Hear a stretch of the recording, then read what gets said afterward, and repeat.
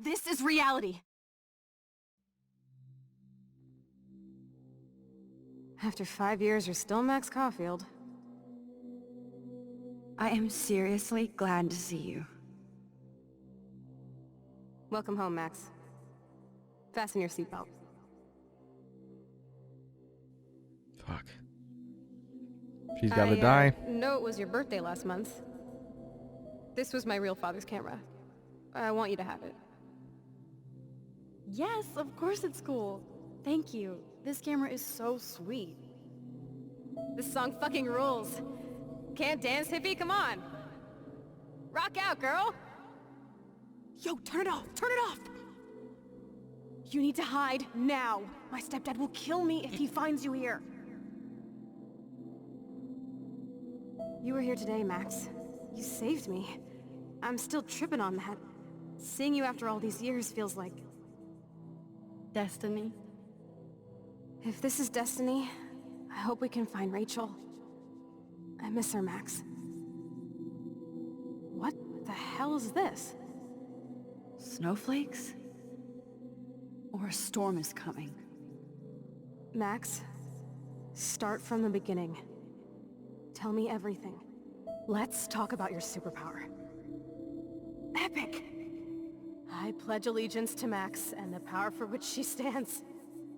You can rewind time, Max. That's fucking insane. We have to play. You need a sidekick to guide you. Okay, Girl Wonder. Show me the way to Chloe's cave. Welcome to American Rust, my home away from hell. Raw and rough.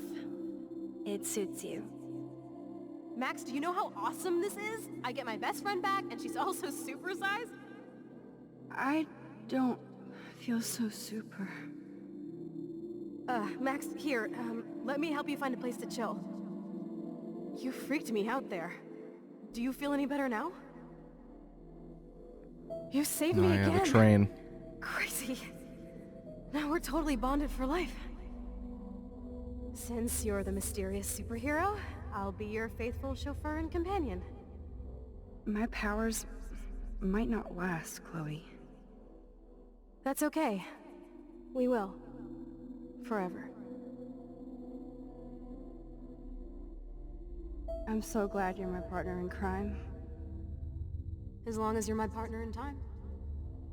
I might get on the other side of that door before you, Lupin. The race is on. See you soon. Welcome to my domain.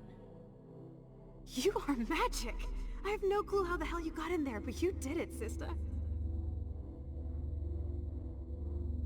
Max, you better come check out these files.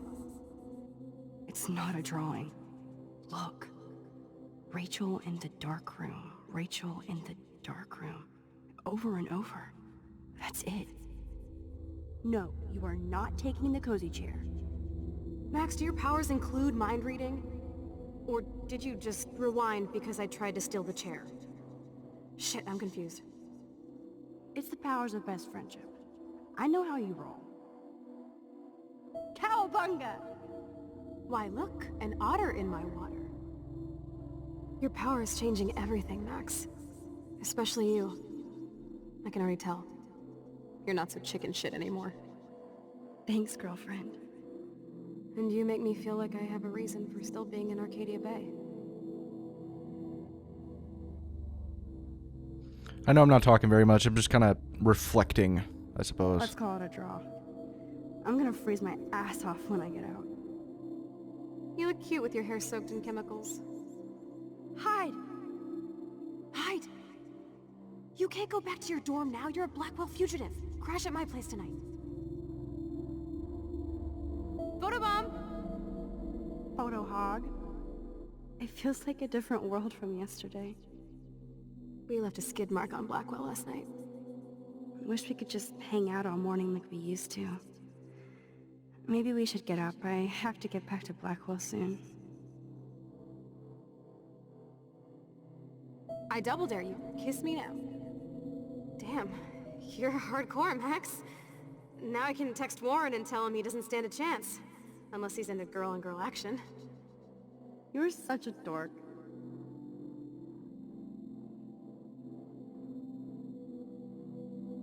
We could cruise everywhere in this bad boy. Can you see us heading down the coast of Big Sur and beyond? I know, just daydreaming. That makes me ill that Rachel posed like this for Frank. I wrote him love letters. I can't believe she was banging Frank. Rachel straight up lied to my face. Why didn't she say anything? Because she knew how you would react. And she wasn't much of a friend, huh? Just another person who shits all over me. Why does everybody in my life let me down? My dad gets killed, you bail on me for years, my mother gloms onto stepfucker, now Rachel betrays me. Not until I see it first. You know the rules, Dad. Dude, I am so lucky that my father is cool. Max, you are being so fucking strange. You feel okay? Chloe, I am awesome. We are awesome.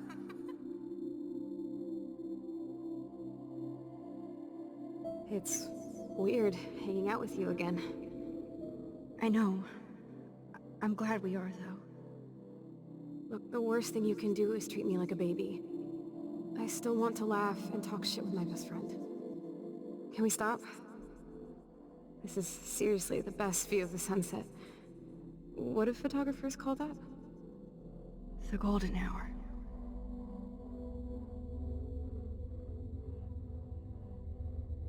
Whoa, awesome picture. We look so badass in our pirate gear. We should have taken over Arcadia Bay when we had the chance. Listen, Max. My respiratory system is failing, and it's only getting worse. I've heard the doctors talking about it when they thought I was zonked out. So, I know I'm just putting off the inevitable while my parents suffer along, and I will too. This isn't how I want things to end. What? What are you saying? I'm saying that being with you again has been so special. I just wanted to feel like when we were kids running around Arcadia Bay and everything was possible, and you made me feel that way today. I want this time with you to be my last memory. Do you understand? Chloe, you're back. I'm so glad you're here. You sound high, but thanks for the morning grope. Since we were up all night playing CSI Arcadia Bay, I was still spaced out here trying to put all this info together. Kate wasn't the first. All those binders are filled with other victims. Victoria has to be next. Nathan must be planning to dose her tonight at the Vortex Club party. Rachel, this can't be real. These are all post shots, right? Right? The junkyard. Max, we have to find that spot now. Then we can see what he did. There's no way she's dead. No way. She posed for those pictures, Max. I know it. Please, let's go. Rachel? Oh, Rachel, no, please not her. Chloe. Rachel, why? I'm sorry, Chloe. I'm so sorry. I loved her so much. How can she be dead? What kind of world does this? Who does this?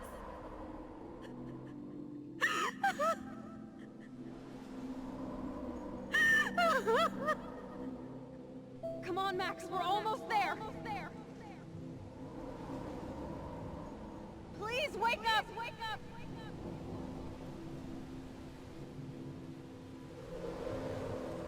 Max, come on now. Don't worry. We'll be okay.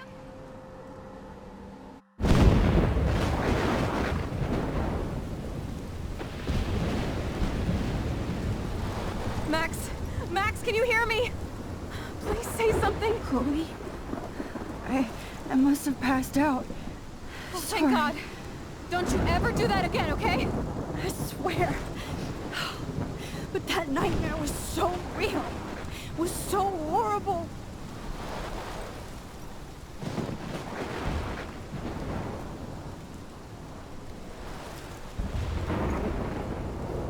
Alright, I think this is the moment.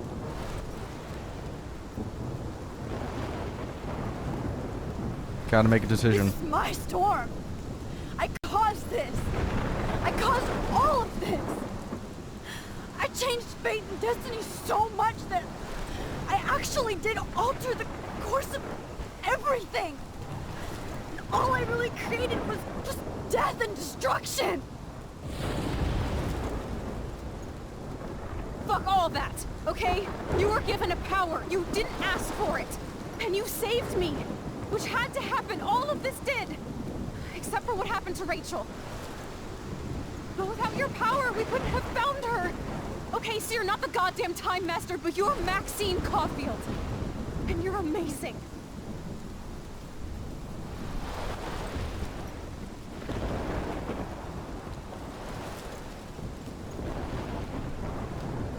Max. This is the only way. I feel like I took the shot 1,000 years ago.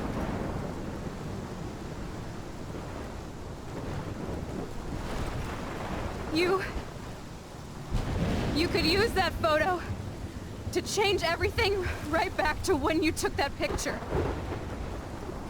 All that would take is for me to... Fuck that. No. No way. You are my #1 priority now. You are all that matters to me. I know.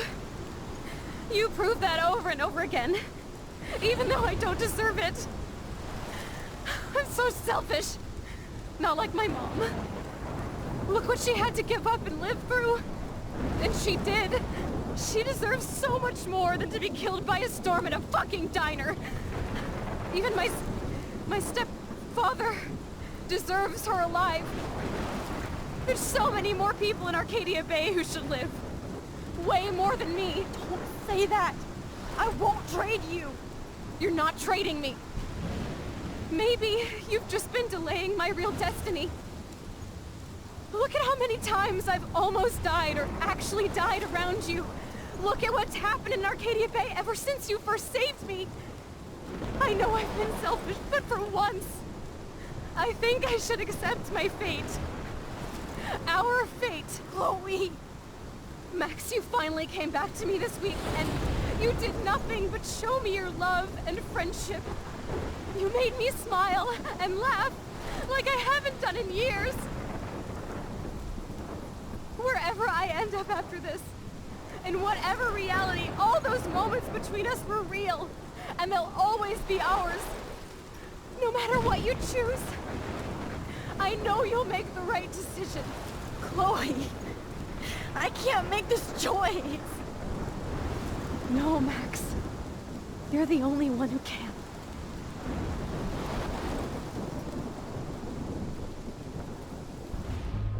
Fuck. God. Oh, no. God. I mean, I know the choice I have to make. Like, this isn't some sort of major conflict I'm having with myself. I know what I have to do. I just don't want to do it. Sacrificing Arcadia Bay is just... I feel like decisions I don't think really have an objectively right choice, but this feels objectively wrong to sacrifice Arcadia Bay. Let all of those people die for Chloe. That just seems selfish and it just seems wrong, you know? And it's not as if there is a right choice, but sacrificing Chloe does the best good for everyone. And quite honestly, like, I've known for a very long time that this was the decision that would have to be made. It was just a matter of when, and of course it happens to be like at the very end of the game. But yeah, so we're gonna have to sacrifice Chloe here, and that's gonna be really rough and sad, and yeah. Max, it's time. Chloe. I'm so sorry. I don't want to do this. I know, Max, but we have to. We have to save everybody, okay? And you'll make those fuckers pay for what they did to Rachel. Being together this week, it was the best farewell gift I could have hoped for. You're my hero, Max. Oh, Chloe! I'm gonna miss you so much.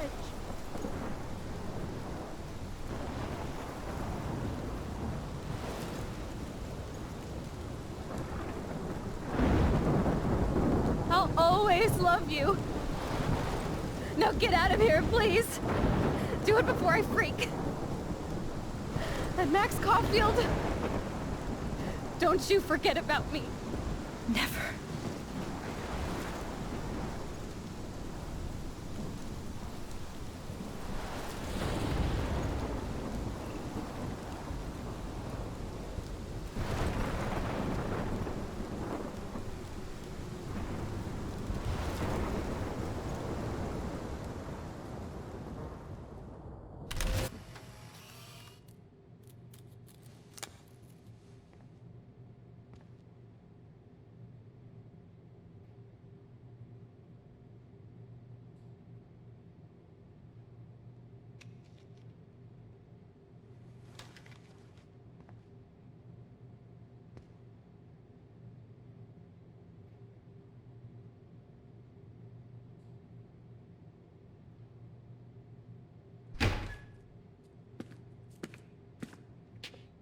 It's cool, Nathan. Don't stress. You're okay, bro. Just count to 3. Don't be scared. You own this school. If I wanted, I could blow it up. You're the boss. So what do you want? I hope you check the perimeter, as my step-ass would say. Now, let's talk business. I got nothing for you. Wrong. You got hella cash. You don't know who the fuck I am or who you're messing around with. Where'd you get that? What are you doing? Come on, put that thing down! Don't ever tell me what to do. I'm so sick of people trying to control me. You are going to get in hella more trouble for this than drugs. Nobody would ever even miss your punk ass, would they? Get that gun away from me, psycho!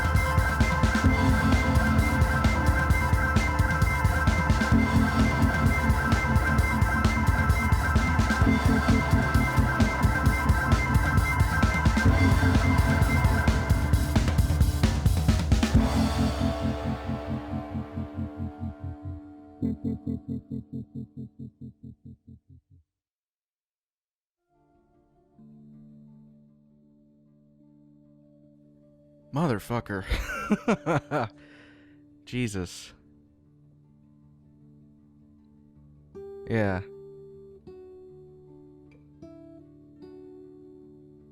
Ah, fuck. Alright. That was the end to Life is Strange, Episode 5. I gotta say, this was a great game. There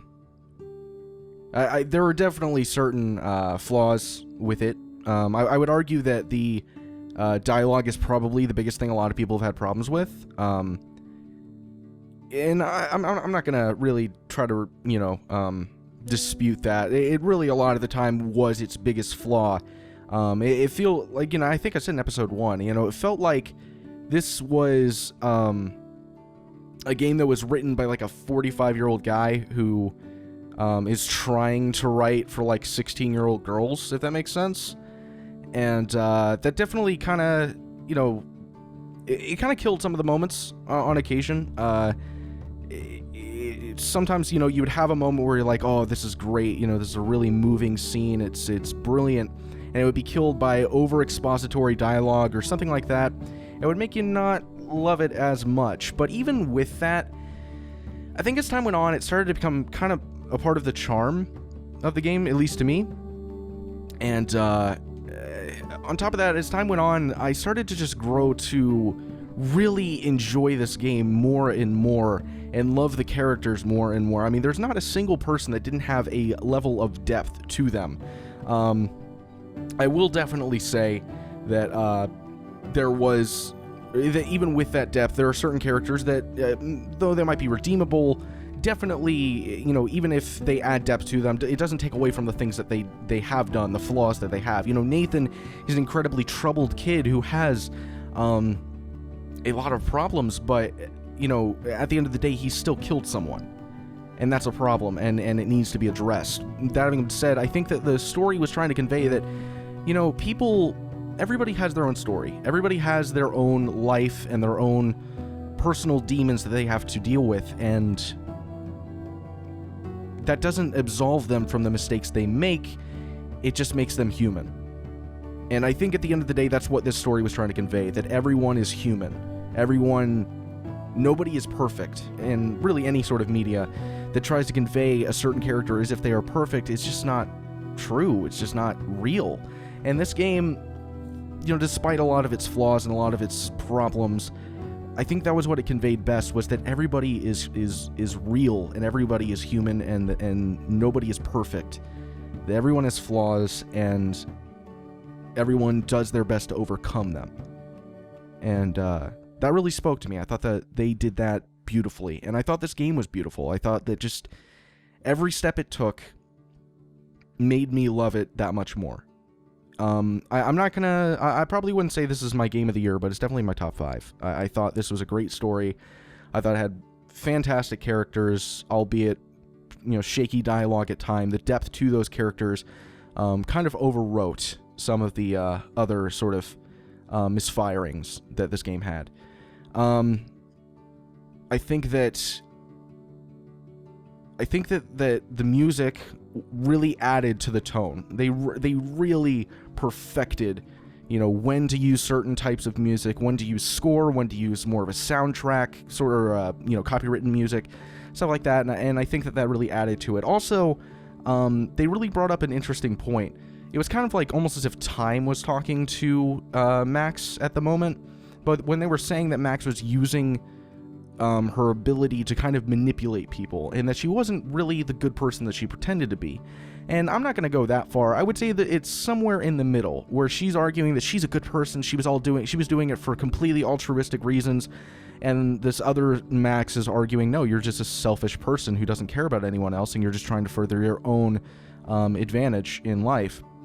I think it's somewhere in the middle. Once again, it's the story kind of conveying, look, it's not simply black and white. There's always a level of gray in every story that's told. It's never one or the other.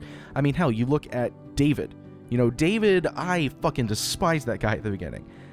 He hit Max, and I have a very strong personal feeling about, parental abuse. And there's, I don't know, I'm not going to get into it, but basically my point is that it set off something really strong in me at first. And even with that, I still kind of started to understand this guy and who he is and where he came from. He came from the military, and he has clear post-traumatic, stress from that situation, and he obviously has his own emotional demons he's trying to overcome and he's trying to deal with. And obviously Chloe kind of pressing at him constantly is irritating it, and it's making it worse, and it's making him lash out. And it's just one segregated example of the multitude of different characters that are dealing with their own sort of thing. I know I already went over that, but I just can't stress how important that was to making this game as good as it was. This is by far the best type of this game that I've ever played. It's kind of like Until Dawn, but I wouldn't say it's like Until Dawn. I look at Until Dawn, I go like, okay, that's like Heavy Rain, Indigo Prophecy, whereas this is more like, Telltale games sort of thing. And I'd say Life is Strange did Telltale better than Telltale can ever hope to do it. It wasn't like this typical formulaic stuff, and granted, maybe some of the choices aren't as expansive as some people might want them to be, but everything felt so much more organic and real. It didn't feel manufactured. It felt like you were a person playing a game, and you were talking to actual people and not just NPCs that, pick this decision and this happens,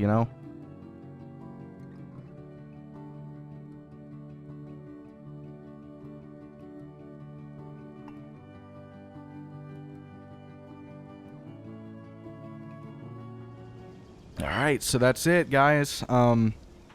Also, okay, so I've reflected on the game, so I just want to take a moment to talk to you guys for a second and just kind of explain my feelings about this series as a Let's Play. By far, this series has been my favorite to do for the channel this year. No question in my mind.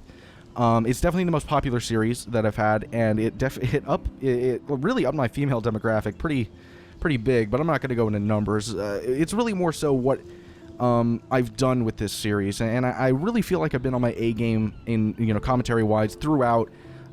It's constantly given me just enough to go off of, and it made me feel like, okay, this is a time where I need to be quiet, I need to let the story settle in, and then it gives me moments where I can talk and expound upon things, and I don't know, I just feel like I am proud of this series. I am really proud of what I did with this game, commentary-wise, and I'm proud of what I managed to do, And I'm happy that a lot of you guys enjoyed it as well. It's like I said, it's by far my most successful this year.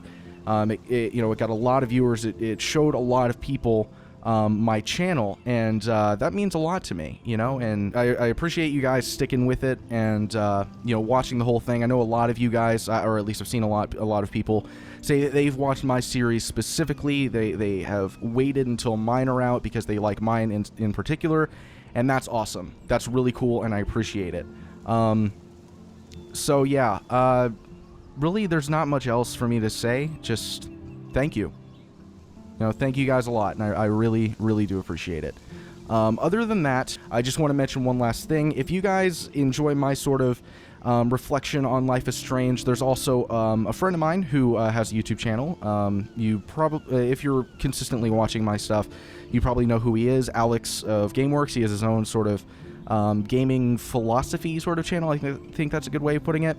I'll go ahead and put a link to his video on this game in particular, either in the description or in the outro itself. I'm not totally sure.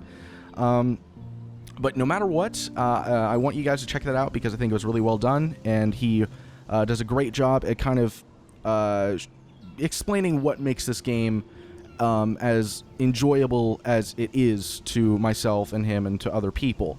I think you guys would like it, and so yeah, I'm giving that my personal seal of recommendation, I guess. I don't know. I don't have a seal, so it doesn't make sense. Anyway, yeah, so one last time, I hope you guys enjoyed the video, and if you did, please be sure to like and subscribe and all that, and I will see you guys next time. Bye.